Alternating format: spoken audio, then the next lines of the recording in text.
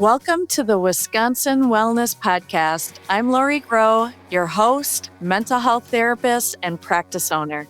Each month, we'll showcase a central theme and provide weekly practical hacks, inspiring interviews, and valuable advice from wellness professionals. Our aim is to help you streamline your wellness and mental health journey. So let's start the show. Hi, welcome to the Wisconsin Wellness Podcast. I'm your host, Lori Groh. Today we have Ray Martin with us, aka the Daily Explorer. He is an entrepreneur and an award-winning business leader.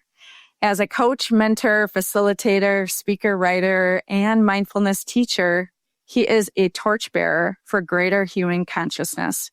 Ray is also a marathon runner and fundraiser. He's on a mission to empower people to live authentically and to bring more joy. Thank you.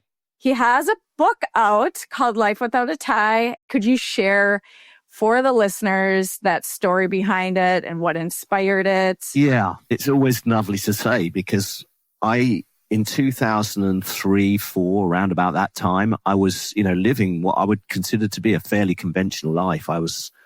I founded a company in London. I was very successful in the consulting and coaching business. And I was working with large organizations. My business was working with large organizations, putting teams of coaches in to help and develop the companies and stuff like that. And my business partner was the woman I was married to. We'd been together for 10 years and we were a very successful husband and wife management team. And we loved what we did. And we were on a mission to change the world and it was working and it was all brilliant. Until one day, just after I won this Business Leader of the Year award in England, when I was a real peak, one day shortly after that, she came back from a meeting and very unexpectedly said, "I'm leaving you and I'm leaving the company." And it was the beginning of a massive change for me that I didn't see coming. And it was really, really disorienting. It was dark for me that period, if I'm honest. And at the same time that happened, my father got very ill and he died. Wow. So within 3 or 4 months, my dad would pass away and my marriage came to an end. I was out of the home we were sharing and my company was obviously going to change. Right. And I was just lost. I didn't kind of know how to navigate, what to do. It's one of the most challenging periods of my life to date, talking about it as a memory now. That loss of two significant anchors, it can feel very much disorienting and floating around and exactly. What am I? Who am I? And all of a sudden, all those questions. And that's what Life Without a Tie came from, because I'll come back to that. To cut a very long story short, close friends of mine gave me some good guidance and advice at that time. And one of them suggested going on a sabbatical for 6 months. And I thought, I've got nothing to lose. I don't have kids, so I can be free to do that. And that was a great suggestion. So I sort of minimalized my life. I was inspired by the books I'd read by the guys who wrote The Minimalists, the Joshua Fields Milburn and Ryan Nicodemus, and another guy called James Warman who wrote a book called Stuffication, which is all about this shift in society from values based on materialism, which is the generation I grew up in. Like, you're somebody if you own a lot of stuff. But generations after me were more interested in values based on what he called experientialism, what experiences are available to you rather than what you can own. And I was feeling that shift inside myself and really wanted to ride that wave of curiosity about it. So I went on a 6-month sabbatical, collapsed my life, got rid of a lot of stuff. And after 6 months, honestly, I wasn't quite ready to return. I just finished a 10-day mindfulness retreat with Buddhist monks in Thailand, and it completely altered my mindset in a good way. I'd been very agitated in that first 6 months after the divorce. And so I thought I'll stay longer and I'll develop my mindfulness practice. And then I found some things I wanted to contribute to where I was staying, and I started a fundraiser and I started running marathons. The journey lasted 14 years. It turned into a 14-year journey living out my backpack. Wow. I never returned. Wow. And as I met people during that journey, they'd often say, "How did you start this journey? What made you start?" And I'd tell them a bit about this. And some of them, bless them, they said, "Do you know what? I'd really like to give you my email address." I say, "Why?" I say, "Well, because if you ever decide to write a book about this, I'd really like to read it." And I laughed and said, "No way, I'm just doing this to heal myself. I'm not really doing this to write. I'm not a writer. I was writing a blog, but that's quite different." Anyway, after about 50 people said that, like after 3 years, I thought, I'm being called by the universe to write a book here. I knew I kept getting the same message. So eventually I did write the book, and it got published a little while ago. Right. And you knew you at least had 50 people. Yeah, that would buy that book. I did. Yeah. And my mum, of course. My mum wanted to read and the your book. mom, yeah. Yeah, exactly. Yep. Yeah, bless her. Yes, yeah. I mean, that's an incredible story. And just that you were listening and being in tune with other people around you, because part of it is really working on ourselves, right? Like that has to be there first. Totally. But then there is that next step of, okay, now I'm feeling really connected. I'm really aware of myself and the pain of myself, pain of others, and then what can be passed along, because that's being in that position of what actually matters. Turns out that is the thing that matters, is how do we connect? Yeah, I didn't know much about this at the time. I was just trying to get myself out of a huge hole. Right.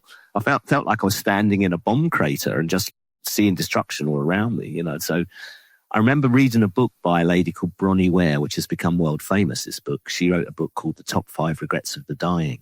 And it's often quoted in blogs and psychology articles and stuff, because she's a nurse that works in a hospice. And she says, I speak to people in the last days and weeks of their life. And I ask them all the same question: what do you most regret about your life? And she said, I can tell you without any data. They all say the same 5 things, every single one. It didn't matter whether they were really rich or poor, a CEO or a janitor. So they all say the same 5 things. What do you think the number one regret was that people had? Well, I'm going to guess it wasn't that I didn't get enough awards. And I'm going to guess that it was that I wish I would spend more time with people I loved. Yeah, that second one, that's in the list. The top one, as she expressed it, was, I wished I'd lived my life true to myself and not the life that others expected of me, and made decisions accordingly.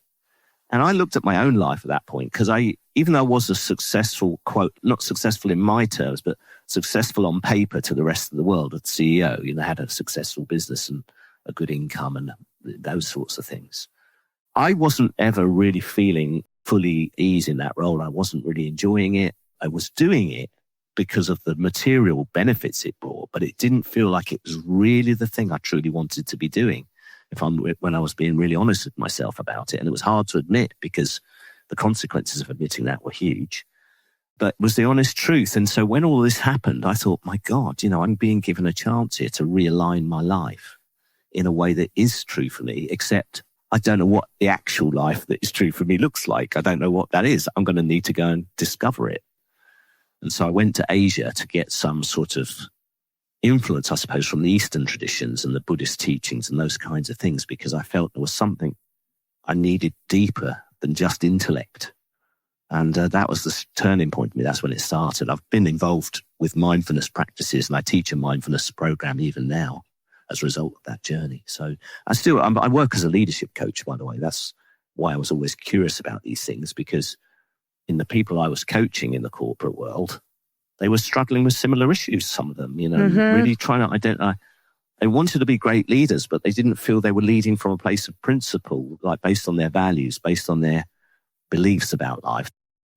When I'm working with clients and they might be in that same spot you're talking about, which is they're a leader, they are not quite feeling aligned, maybe mostly feeling good about their position, but not feeling aligned, and they can kind of feel that.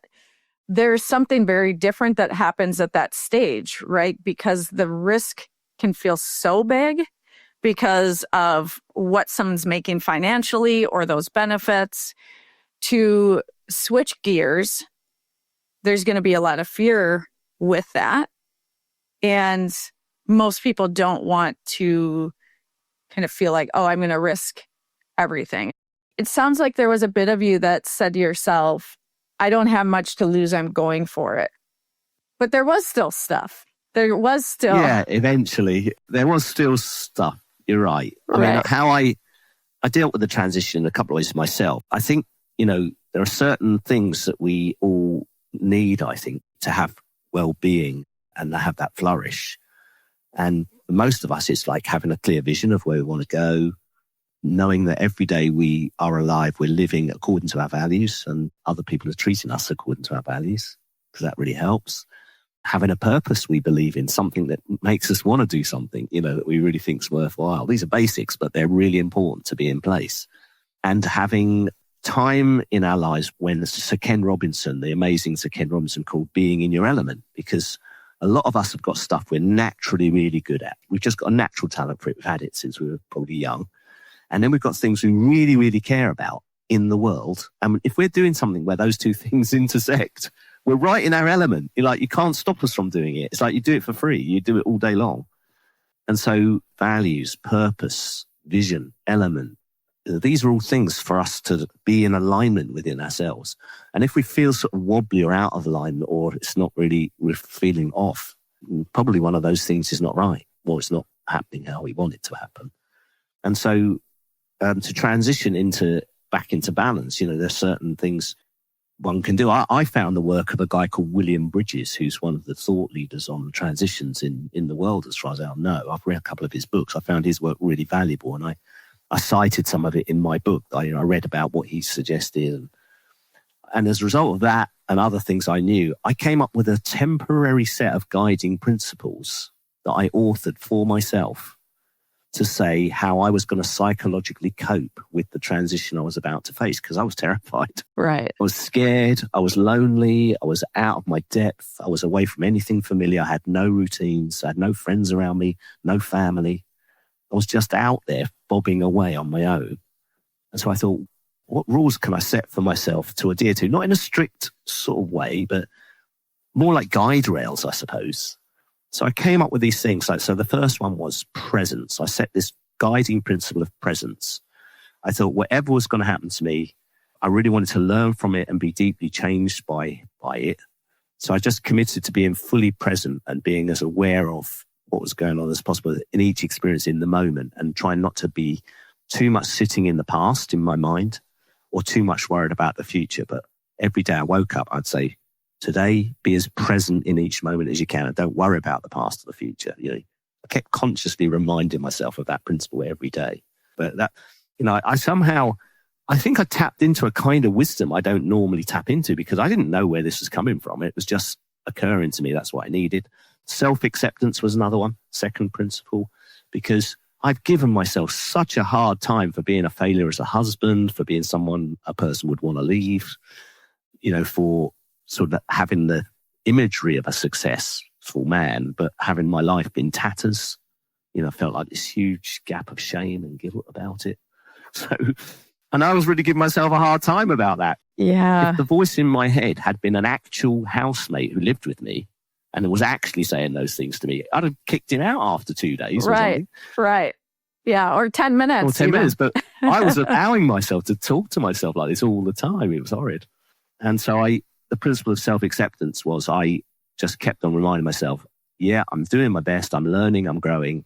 I'm going to improve. I'm definitely going to learn from this. Non-attachment was a principle. I thought I can go into any situation and not need a particular outcome. I'm going to become quite experimental with life. I'm going to say, I've never done that before. What's the outcome? No outcome needed. I'm just going to do it as an experiment and see what happens, and say what was good about that and what was not so good about that. And I can learn from the data that I'm gathering. So like a white coat scientist almost, I turned my life into a laboratory. And so I gave up the need to have it work, somehow, or for it to go a certain way. Those are three. I had 10 guiding principles, which I've written in the book. But I used these and I kept referencing them all the time and guiding myself with them. Yeah, I really resonate with all of those, right? And one of the things too with what you're really talking about is how do you anchor yourself in an exploratory place, right? Yeah. And what are those things that can ground you? And when you need a guide, what can you go back to? I also had lost my father years ago. And one of the things that I really noticed was, well, he was a real funny guy, but he also would tell you, if, your butt does look a little big in those pants, that kind of guy. And so throughout my life, right, I was thinking his voice was there a lot, right? Yeah. And a lot of time, great. But there's a shift of who am I actually doing this for? Right. When you're looking at your life? Am I doing it for a parent? Am I doing it for what society thinks I should be doing it for? And there can be a bit of, as much as there's grief with the loss of a parent, there's also a bit of the freedom of you do really start to embody this is my life 100%. Yeah. Be amazing to do that without that loss, right? But sometimes it takes a little more, sometimes it takes a bit more. And I read this lovely story about the Gandhi and the boy eating sweets. Ooh. And it's a very short story, but it's amazing. A woman in India, her son, 10-year-old son's like eating too many sweets. So she thinks, I know what I'll do. I'll take him to see Mr. Gandhi in his ashram and get Gandhi to tell him to stop eating sweets. So she walks for 2 hours in the hot sun to Gandhi's ashram, puts the boy in front of him and says, Mr. Gandhi, please would you tell my boy to stop eating sweets? It's not good for him. And Gandhi looks at the boy, looks back at her and says, do you know what? Bring him back in 2 weeks and I'll speak to him then. And she's very confused and thinking, oh, that's a bit odd, but he is Mr. Gandhi. So she goes off. 2 weeks later, walks all the way back, puts the boy in front of him and says, can you tell him now? And he says, boy, stop eating sweets. It's not good for your health. And the boy says, okay, I will. So of course she says, Mr. Gandhi, with all due respect, why couldn't you just have said that to him 2 weeks ago? And he said, madam, 2 weeks ago, I was still eating sweets. And that's really, for me, what this journey was about, because I was a coach and I was helping and guiding and supporting other people in their journeys, but I hadn't really been through my own journey fully. I hadn't lived through the trials and tribulations of that, the anxiety and the suffering that brings, and the joy and breakthrough that brings both. I hadn't lived it through and bottomed it out. So I was feeling like, for me, to be the kind of person in the world I wanted to be, I wanted to go through that journey myself.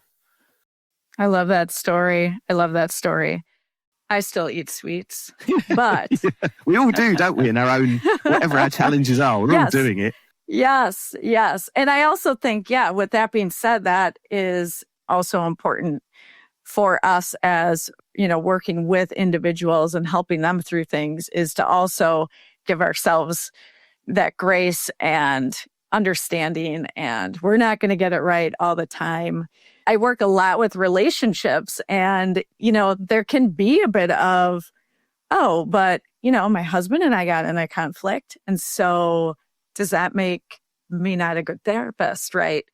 But that's always learning. So there is a bit of shifting, I think, for me internally on that as well, of what my expectations are or would be in that perfectionistic, similar to that achievement mindset of you need to have this, or you need to be perfect. You need to achieve in order to really feel love or connected. And that's something that is not at all true. I've always been fascinated by the idea that whatever we're able to be consciously aware of, we've got more domain over it.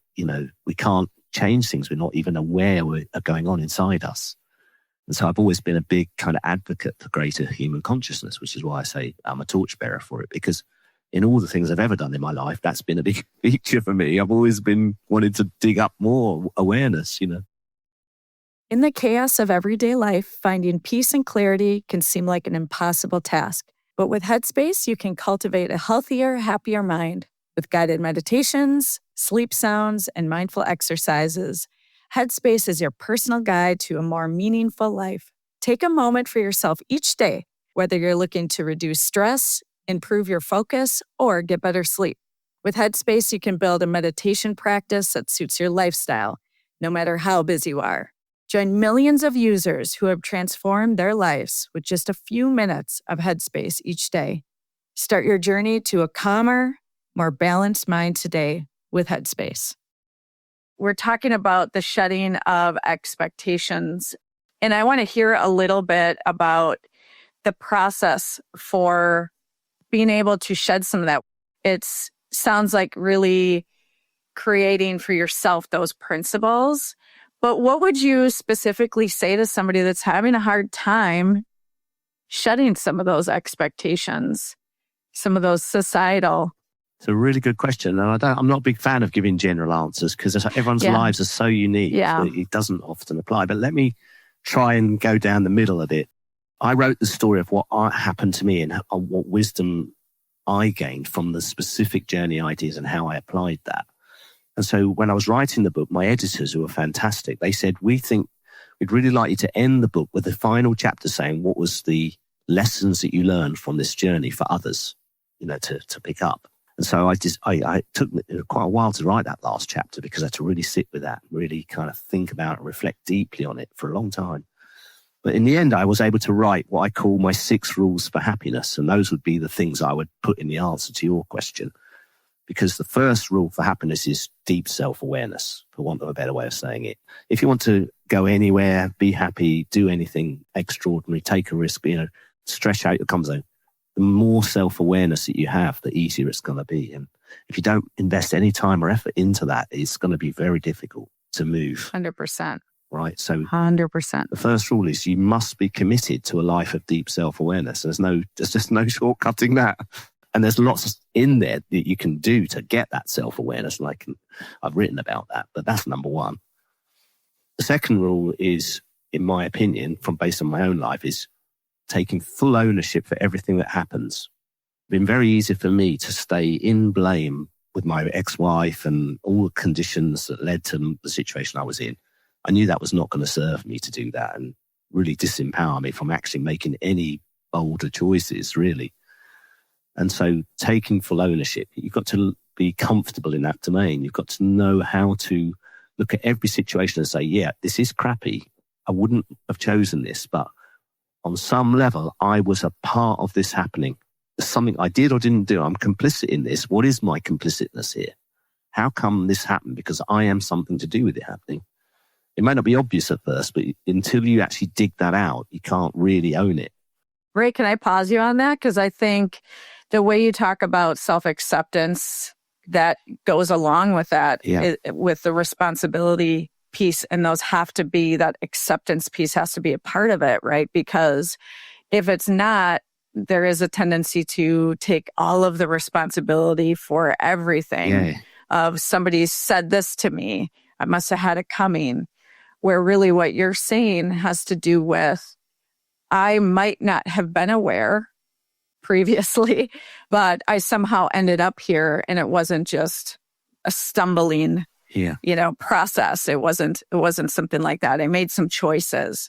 I maybe didn't put up a boundary or didn't reflect on who I was bringing into my world. But I just wanted to go over that because I do think that piece is really important, of acknowledging the responsibility, right? And not necessarily taking it all. Yeah. I mean, the thing is that the 6 things, they all overlap in a way. You can't just do one because they all interrelate. So you've got the idea of deep self-awareness, a commitment to that, fully owning everything. The third rule for me was, and I think it's generally applicable, is you've got to become your own observer.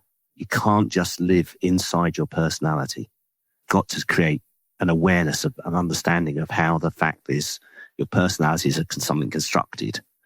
But when you're looking from the observer place, you're outside of that. So I can say, oh, I notice I'm getting quite angry about that, rather than just going into a screaming fit, that's quite different, and that would cause different responses from the other person if I was with someone else. If I was in the first one, being an observer, saying, I'm noticing that as you're speaking about that, I'm getting a feeling of anger arising in me. And just give me a minute to reflect on what that's about. You're able to dialogue in a much better way, I think. So that's one, become your own observer. Then the fourth rule, I think, for life is having relationships be intentional, not accidental. And this is one I coach a lot in the corporate world, because they won't sit down with someone who's going to be a colleague and say, look, we're both going to be working together the next 2 or 3 years. I know we don't know each other. I bet you've got some dreams and visions and aspirations for yourself, and I have some for me. Why don't we work together to help each other realize our dreams and do it in a powerful, proactive, supportive way with each other? Would you like to have a conversation with me about how we could do that with each other? And so you're actually intentionally creating that relationship for a certain reason.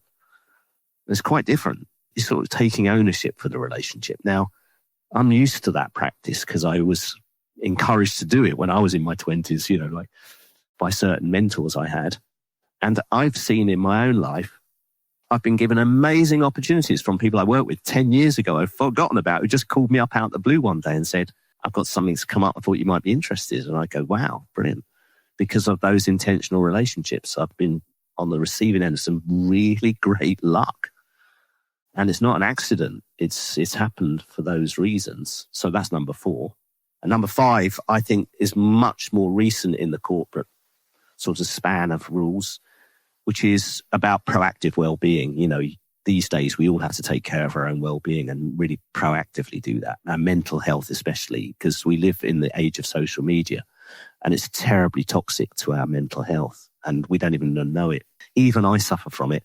I just spent 2 months of over the winter in Thailand and had a digital detox. I didn't hardly go online and I just feel so different. Right. Oh, that can make a huge difference in how we're feeling. But taking care of our well-being proactively, not just wait until we're like almost dead before we do anything. So having a mindfulness practice, doing things that rejuvenate and recharge ourselves, having calm, still, quiet time, reflective time, things like that. And then the last one, the 6th one, is you've got to do all 5 that I've covered. But the 6th one is slightly different because as long as you're doing all these 5, the most important rule is that you empower others. Because I don't think any of those 5 get fully activated unless you're doing it in service of empowering other people to live in the same way. And that's important. You've got to find some way of sharing and passing on what you're living. Even if it's just to one person, like your son or daughter or something. It doesn't matter who it is. Okay, maybe I'll do that more. So I've sort of oversimplified it because I wrote about these, in the book. But those are the 6 rules I live by. Those are it. And that's what you do when when something's not working. You have to look at each one and go, which of these needs some attention? Which of these are not happening for me here? It's going to be in those areas somehow. Well, thank you so much, Ray, for that. I think that's a great way to close our time up. I particularly gravitate towards that conversation you have with colleagues. And I think it can be used across the board. It's something I use with couples too, because what sometimes you'll find is 2 people are having a conflict about 2 totally different things. And if you can zero in on what is your actual goal and dream here, maybe both can happen. But, there is a tendency for us to hide that from other people. But wouldn't that be great if we started to just ask those questions and how can we actually support each other? Yeah. Versus just thinking about, I got to get what I need. Yeah. Yeah. It's a lovely way of living if you can do it, because feeding others is so satisfying. Yeah, completely. So I want to thank you again, Ray, for your time. And if people want to reach out to you, I will post everything on the show notes, but could you let them know how to reach out to you? Easiest way is on the lifewithoutatie.com website. The book you mentioned, that's on Amazon too. But people, if they want a signed copy, they can do it through my site and I can send them one. Ooh, that'd be wonderful. I like that. I will put those links for everybody. I encourage everybody to go out, look at your site, get that book. It's incredible, your work, and thank you so much. Thank you for joining us today on the Wisconsin Wellness Podcast. Remember, your well-being is a priority, and we're here to help support you every step of the way. If you've enjoyed today's episode, don't forget to rate, review, and subscribe to our podcast for more inspiring content on health and wellness. You can also join our Facebook group to connect with Wisconsin wellness providers by clicking the link in our show notes. Take care of yourself and remember that your well-being is a journey, not a destination. We look forward to you joining us again next time on the Wisconsin Wellness Podcast. Until then, stay well and stay inspired.